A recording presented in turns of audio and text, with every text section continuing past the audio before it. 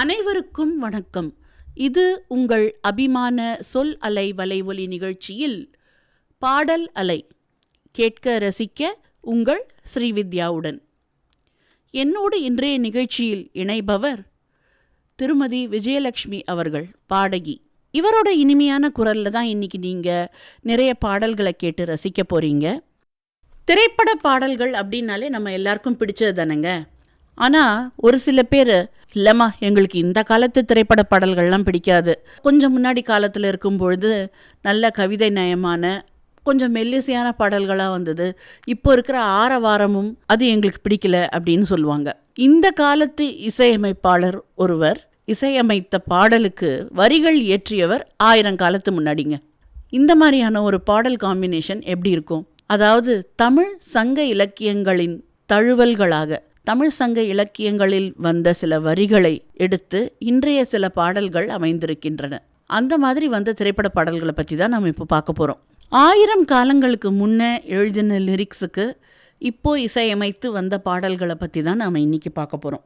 இதில் கொஞ்சம் சமீப காலத்தில் வந்த படமான பொன்னியின் செல்வன் பாகம் 2ல் வந்த இளையோர் சூடார் அப்படின்ற பாட்டை பற்றி முதல்ல பார்க்கலாம். படத்தில் மந்தாகினி என்ற ஊமை ராணி அவர்கள் சுந்தர சோழரை காப்பாற்ற போய் அம்புகளெல்லாம் தாங்கி கொண்டு இறந்து விடுவார்கள். அந்த நேரத்தில் தான் இந்த பாட்டு வரும். இது ஒரு புறநானூற்று பாடல், 242ஆம் பாடல். பொதுவியல் திணை, கையறு நிலை அப்படின்வாங்க. அந்த தலைவன் இறந்த பின்னர் அவன் பெருமையை கூறி வருந்துதல், அதை கையறு நிலை அப்படின்னு சொல்லுவாங்க. இளையோர் சூடார் வளையோர் கொய்யார், நல் யாழ் மறுப்பின் மெல்ல வாங்கி பாணன் சூடான் பாடினி அணியாள், ஆண்மை தோன்ற ஆடவர் கடந்த வல்வேல் சாத்தன் மாண்ட பின்றை முல்லையும் பூத்தியோ ஒல்லையூர் நாட்டே. குடவாயிற் கீர்த்தனார் அப்படிங்கிறவர் பாடிய பாடலுங்க இது. ஒல்லையூர் நாட்டை சேர்ந்த ஒல்லையூர் கிழான் அவர்களின் மகன் மாவீரன் கொடைவள்ளல் பெருஞ்சாத்தன் இறந்த பின் அந்த நாடே சோகத்தில் இருக்குங்க. அந்த நேரத்தில் ஒரு முல்லைப்பூவை பார்த்து இந்த கவிஞர் கேட்குற மாதிரி அமைஞ்சிருக்கு இந்த பாடல். நீ எதுக்கு தான் இன்றைக்கி பூத்தேனே தெரியலையே, யாருமே சந்தோஷமாக இல்லையே, உன்னை அணிபவர் யாருமே இல்லையே அப்படின்ற மாதிரி. அதாவது இளையோரும் உன்னை சூட போகிறதில்ல, இன்றைக்கி நல்ல வளையல்கள் அணிந்த கை கொண்ட அழகான மகளிரும் இன்றைக்கி உன்னை கொய்ய போகிறதில்ல. இப்போல்லாம் நம்ம கொடைக்கம்பி இந்த கைத்தடியை வச்செல்லாம் அந்த கொடியை பிடிச்சி இழுத்து பூவை எடுக்கிறோம் இல்லையா, அந்த மாதிரி அந்த யாழுடைய மறுப்பை வச்சு உன்னை இழுத்து உன்னுடைய பூவை இன்றைக்கி கொய்ய போகிறதில்ல எந்த பாணனும். பாடினியும் இன்றைக்கி உன்னை சூட போகிறதில்ல. ஏன்னா நாட்டில் சந்தோஷமான நிலைமை இல்லை, அவையில் போய் பாடுற நிலைமையிலையும் சந்தோஷப்படுற நிலைமையிலையும் யாரும் இல்லை. பாணன் சூடான் பாடினி அணியாள், ஆண்மை தோன்ற ஆடவர் கடந்த மிகவும் மிகவும் வீரமான வல்வேலை ஏந்தி பகைவர்களை மிரட்டக்கூடிய ஆண்மை தோன்றும் வல்வேல் சாத்தன் ஒல்லையூர் கிழானின் மகன் பெருஞ்சாத்தன் மாண்ட பின்பு முல்லையே நீ எதற்காக பூத்திருக்கிறாய், நீ இன்னைக்கு பூத்து என்ன பிரயோஜனம் அப்படின்னு கேட்குற மாதிரி அமைஞ்சிருக்குங்க. இது எவ்வளோ அழகாக இருக்குல்ல. இந்த வரிகள் ஒரு 1000 வருடங்கள் முன்பு எழுதிய புறநானூற்று பாடல் இந்த காலத்து இசையமைப்பாளர் இசையமைத்து இந்த காலத்து இளைஞர்களையும் இளைய சமுதாயத்தையும் கூட முணுமுணுக்க வச்சுருக்குங்கிறது கொஞ்சம் சந்தோஷமாக இருக்குது. இப்போது இந்த பாடல் திருமதி விஜயலட்சுமி அவர்களின் இனிமையான குரலில் இதோ உங்களுக்காக. இளையோர் சூடார் வளையோர் கொய்யார், நல்யாழ் மறுப்பின் மெல்ல வாங்கி பாணன் சூடான் பாடினி அணியாள், ஆண்மை தோன்ற ஆடவர் கடந்த வல்வேல் சாத்தன் மாண்ட பின்றை முல்லையும் பூத்தியோ ஒல்லையூர் நாட்டே, ஒல்லையூர் நாட்டே. இளையோர் சூடார் வளையோர் கொய்யார் நல்யார்.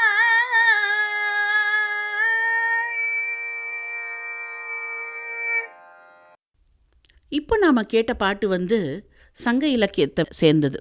இதே மாதிரி சிற்றிலக்கியங்கள்னு இருக்குது. சிற்றிலக்கியங்கள் என்பது நாட்டிய நாடக வடிவில் இருக்குங்க. சங்க இலக்கியங்கள் வந்து ஒரு வீரரை பற்றி, அரசரை பற்றி இருக்கும். குற்றால குறவஞ்சி போன்ற சிற்றிலக்கியங்களில் வந்து சாதாரண மனிதர்கள் பற்றிய பாடல்கள். இப்போ நாம் பார்க்க போகிற பாடல் வந்து குற்றால குறவஞ்சி என்ற நூலை சேர்ந்தது. திரிகூட ராசப்ப கவிராயரால் எழுதப்பட்டது. தலைவன் வந்து குற்றாலநாதர் வீதி உலா வரும் நேரம் பந்தாடும் தலைவியின் அழகை வந்து விவரிக்கிற மாதிரி, வர்ணிக்கிற மாதிரி.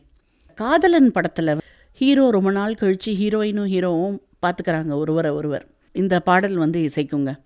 பாடல் வரிகள் இதோ உங்களுக்காக. இந்திரையோ இவள் சுந்தரியோ தெய்வ ரம்பையோ மோகினியோ மனம் முந்தியதோ விழி முந்தியதோ கரம் முந்தியதோ எனவே உயர் சந்திர சூடர் குறும்பல ஈசர் சங்கனி வீதியிலே மணி பைந்தொடி நாரி வசந்த ஒய்யாரி பொன்பந்து கொண்டாடினளே. இதில் பாட்டுடை தலைவனாக நம்ம வந்து குற்றாலநாதர் சிவன், அது வந்து ஒரு குறவஞ்சி பெண் வசந்தவல்லி. குற்றால வீதிகளிலே பொன்பந்தோ பூப்பந்தையோ வச்சு பெண்கள் விளையாடும் வழக்கம் இருந்தது. ஒரு வசந்தவல்லி அவளுடைய எப்படி அந்த வீதியில் குற்றாலநாதர் வரும் வீதியிலே விளையாடி கொண்டிருக்கிறாள். இந்த பாட்டு அமைஞ்சிருக்குங்க. இந்திரையோ இந்திரலோகத்தை சேர்ந்தவளா, இவ ரம்பையா மோகினியா. இவளுடைய பந்தாடுற அழகு எப்படி இருக்குன்னா, மனம் முந்தியதோ விழி முந்தியதோ கரம் முந்தியதோ.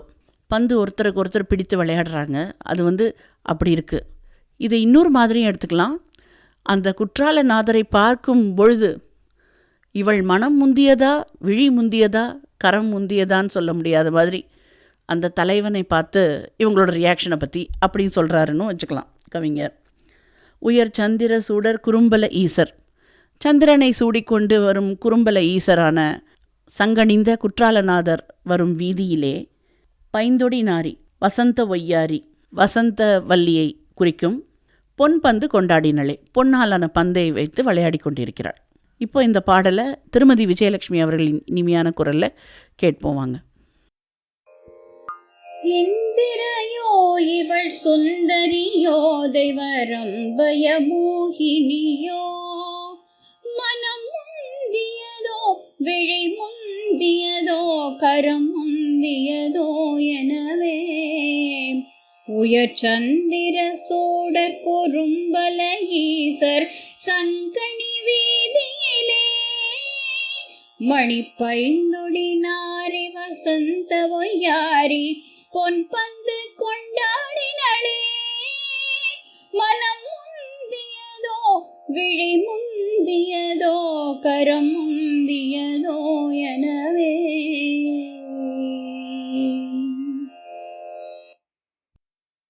இதை போலவே பக்தி இலக்கியங்களும் உண்டுங்க தமிழில். பக்தி இலக்கிய பாடல்கள் எப்படி திரைப்படத்தில் வந்திருக்கு. 12 திருமுறைகள் எனப்படும் சைவ சமய பாடல்களில் ஒன்று தேவாரம், சிவனை போற்றி பாடும் பக்தி பாடல்கள். அந்த பாடல் வந்து தளபதி படத்தில் இடம்பெற்றிருக்கு. கோயிலை சுற்றி ஒரு திருவிழா நடக்கிறது. அந்த கோயிலில் நாயகி பாடுவதாக வருகிறது. பாடல் வரிகள் இதோ உங்களுக்காக.